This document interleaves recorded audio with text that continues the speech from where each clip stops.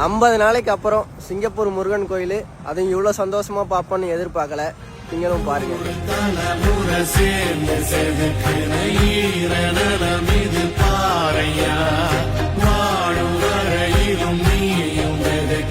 கடமை இருக்கு கேளையா, கோடி விளக்காயேந்தி கிடந்த வீடு இருண்டது ஏனையா, மாட விளக்காரியும் வரத்தா வீடு ஏங்கி இருக்குதையா.